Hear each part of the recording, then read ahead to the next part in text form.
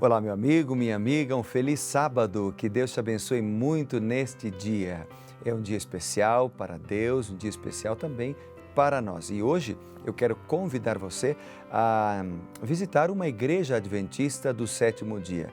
Onde quer que você esteja, você pode encontrar uma igreja adventista através do site encontreumaigreja.com.br. encontreumaigreja.com.br. Clica lá e você vai encontrar a igreja adventista mais perto da sua casa. Hoje temos estudos bíblicos, estudos da Bíblia em uma escola que chamamos Escola Sabatina. Temos também adoração, um culto de adoração, onde todos se reúnem para escutar a palavra de Deus, para adorar ao Senhor. E temos também classes específicas para crianças de diversas idades, desde os pequenos, os bebês, até os jovens. Será uma grande alegria estar com você lá na igreja hoje. Vá à igreja, diga que o pastor Evandro, aqui da TV Novo Tempo, te convidou. Então, será um prazer recebê-lo, tá bem? Vamos fazer uma oração juntos, pedindo a bênção de Deus sobre nós, sobre a nossa família e também para que tenhamos sabedoria para compreender a sua palavra? Oremos juntos. Querido Pai, bondoso Deus, eu te agradeço pelo dia de sábado que estamos vivendo, mas te agradeço sobretudo pela salvação em Cristo Jesus. Nós te adoramos e pedimos tua sabedoria agora, para entender tua palavra, em teu nome nós oramos. Amém. Bem, hoje vamos para o capítulo 13 de Oséias. E aqui no capítulo 13 nós temos uma mensagem interessante. Por causa da idolatria, a glória de Efraim desaparece. Aparece aqui a ira de Deus devido à ingratidão do povo. Mas aparece uma promessa de misericórdia também e o julgamento da rebelião. Eu quero destacar alguns versos, como sempre a gente faz aqui, e vamos dar uma olhada no verso 1 até o versículo 3, diz assim: Quando falava Efraim, havia tremor. Foi exaltado em Israel, mas ele se fez culpado no tocante a Baal e morreu. Agora pecam mais e mais e da sua prata fazem imagens de fundição, ídolos segundo o seu conceito, todos obra de artífice, e dizem: sacrificai a eles. Homens até beijam bezerros. Por isso serão como nuvem de manhã, como orvalho que cedo passa, como palha que se lança da eira e como fumaça que sai por uma janela. Vamos ler ainda o verso 4 até 5, 6 e 7.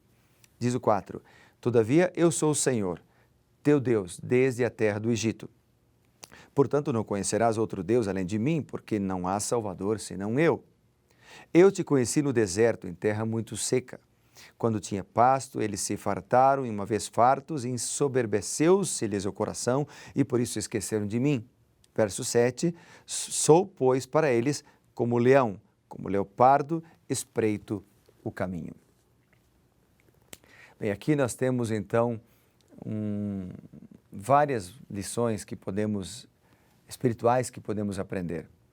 A tribo de Efraim conquistara uma posição de preeminência no Reino do Norte. Por isso foi temida pelas outras tribos. O verso tremia-se, provavelmente refere-se ao efeito causado pelo discurso de Efraim nelas, verbo que aparece logo no verso 1. Depois, no verso 2, aparece a expressão, o povo beijava os bezerros. Isso é uma alusão à prática idólatra de beijar imagens como um sinal de honra. Isso aparece lá em 1 Reis, por exemplo, capítulo 19. Depois, no verso 3, aparece então o juízo de Deus, que devastaria Efraim subitamente. Assim como o sol dispersa a neblina, como seca o orvalho da madrugada, viria o juízo de Deus sobre o povo que praticava a idolatria. Nos versos 4 e 5, esses versos mostram o Senhor trazendo à memória de Israel quem Ele é, o que Ele já havia proporcionado ao povo e o que Ele esperava em troca. Por ser o único Deus, o verdadeiro Salvador de Israel, Jeová esperava lealdade do povo, mas uma lealdade exclusiva. Deus tinha cuidado de Israel no deserto, o texto menciona. Ele tinha, então, todo o direito de exigir que os israelitas o reconhecessem, que os israelitas fossem leais a ele. Então, é interessante que algumas frases nesses versos me chamaram a atenção hoje. Por exemplo, o verso 4 diz, eu sou o Senhor teu Deus. Essa frase Deus ainda fala ao meu e ao teu coração hoje. Ele é o nosso Deus. Ele, aí diz assim, ó, desde a terra do Egito, ou seja, lá no Egito, quando o povo peregrinou e tal, esse Deus que é presente cuidou do povo. Lembra? Ele mandou uma coluna de fogo durante a noite para iluminar, esquentar o povo. Ele mandou uma nuvem durante o dia para dar sombra ao povo. Era um ar-condicionado natural, digamos, que Deus havia criado para cuidar do seu povo. Ele enviou um maná para alimentá-los. Ele cuidou dos seus sapatos para que não se desgastassem, cuidou da sua roupa. Deus cuidou do perdão dos seus pecados, do ritual religioso. Deus cuidou do seu povo. E Ele cuida de nós ainda hoje, porque Ele é o mesmo ontem, hoje e o será para sempre. Deus cuida da gente. Então não precisamos temer, não precisamos ter medo. Ele cuida de nós, perdoa os nossos pecados, Ele conduz a nossa vida, Ele nos dá o alimento que precisamos, Ele nos abençoa com a roupa que nos veste, Ele cuida de nós. E a nossa resposta qual será? Fidelidade, é o que Ele espera de nós, fidelidade. Outro verso que me chamou a atenção aqui também é o verso, eu te conheci no deserto, em terra muito seca. Claro, fazendo uma referência ao povo de Israel, mas às vezes nós passamos por desertos também na vida. Você tem algum deserto que você está passando agora? Às vezes é uma doença, às vezes é um momento crítico de um vício que entrou dentro da casa. Quantos pais sofrem, lutam com seus filhos e os filhos estão longe, andando nos caminhos das drogas, por exemplo. Deus te conheceu hoje. Ele sabe quem você é e Ele cuida de ti. E outro que eu quero destacar aqui, Deus diz assim, eu sou para eles como um leão. Então, Jesus é identificado como o leão da tribo de Judá. Não precisamos temer, porque esse Jesus cuida, Ele é forte para cuidar de nós. O diabo também é identificado como leão, diz que ele é um leão que ruge como um dragão para destruir os filhos de Deus. Mas não precisamos temer porque Deus é o leão maior.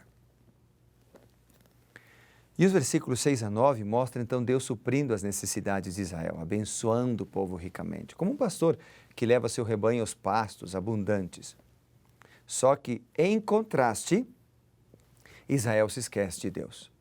É muito triste, porque Deus cuida, Deus está ali para proteger, Ele é o leão e tal, para dar o que o povo precisa. O povo parece que recebe as suas bênçãos e esquece de Deus. O relacionamento de Deus, então, com os israelitas, muda drasticamente no capítulo. De pastor, passa a ser predador. Irônica e tragicamente, a revolta de Israel transformou o ajudador em destruidor. Mas sempre que aparece na Bíblia Deus destruindo, Deus aplicando um juízo, isso é contra a natureza de Deus, porque sua natureza é salvar. Mas Ele respeita a nossa escolha. O que você está escolhendo hoje? Nos versos 10 e 11, eles lembram o episódio em que Israel exigiu de Saul um rei, como tinham as nações vizinhas, lá em Samuel 8, né? Apesar de ofendido pelo pedido do povo, que acarretou a rejeição da autoridade divina, Deus concedeu o que os israelitas pediam. Entretanto, o rei de Israel não podia proteger a nação. Na verdade, o próprio monarca depois seria destruído porque abandonou a Deus. Deus é o verdadeiro protetor. Deus é o verdadeiro cuidador. No verso 12, mostra que Deus havia registrado ou armazenado todos os pecados de Israel cuidadosamente, de modo que servissem como prova no dia do juízo. Deus conhece a cada um de nós. E Deus conhece você. Não há nada que Ele passe longe de Deus. Não há nada que podemos esconder de Deus, porque Ele conhece o seu coração. Ele conhece a tua vida. E então, o que você será? Uma planta frutífera, uma planta bem regada, como aparece lá nos versículos 15 e 16, ou uma planta seca? Que caminho você seguirá? Sabe, o capítulo termina com uma frase dura, uma profecia dura contra o povo de Deus. Haveria destruição, seus filhos seriam despedaçados, até as mulheres grávidas sofreriam. Mas, querido amigo, isso é porque o povo havia escolhido. Isso é porque o povo havia andado por esse caminho. Eles não precisavam receber a destruição, mas assim escolheram. Hoje Deus coloca diante de nós a bênção e a maldição. E o apelo dele é, como fez para Josué no passado, o apelo dele é: escolhe a bênção, escolhe a vida e eu serei contigo. O que você escolherá? Que a nossa decisão seja sempre Deus, sempre Deus. Que a nossa decisão seja sempre pela palavra do Senhor e Ele estará conosco. Eu quero orar por você nesse momento. Eu quero pedir a bênção de Deus sobre a tua casa, sobre a tua família. Na Bíblia encontramos dois caminhos. Oséias capítulo 3 é bem claro: salvação ou perdição. Mas nós não precisamos andar pelo caminho da perdição, porque Deus também faz apelos e apelos para que nós o busquemos. Vamos orar então pedindo isso ao Senhor? Pedindo as bênçãos da fidelidade, pedindo as bênçãos da entrega, pedindo as bênçãos da comunhão diária, e Ele estará conosco. Oremos. Querido Pai, bondoso Deus, muito obrigado pela certeza da salvação em Cristo Jesus. Abençoa cada um dos que oram comigo agora, este homem, esta mulher que lutam, têm suas lutas pessoais. Nós te agradecemos, ó Deus, porque o Senhor escuta a nossa prece e entregamos tudo nas tuas mãos, em nome de Jesus. Amém. Que Deus te abençoe e lembre-se, seja meu amigo reavivado por sua palavra. Grande abraço.